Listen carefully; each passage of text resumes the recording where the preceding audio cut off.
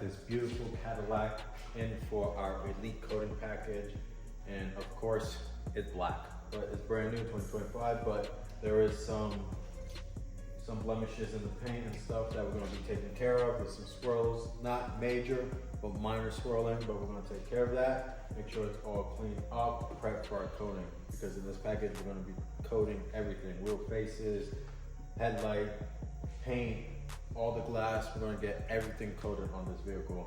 So we're going to start off, we already washed it, we already clayed it, and now I'm going to be polishing all the paint surfaces on this vehicle. After that, I'm going to panel wipe it, make sure we get all that compound, so we get any compound or waxes off, make sure there's nothing on there before we throw on the coating. So we're going to do the polishing, and then we're going to panel wipe it, and then I get our coating on to everything on this vehicle.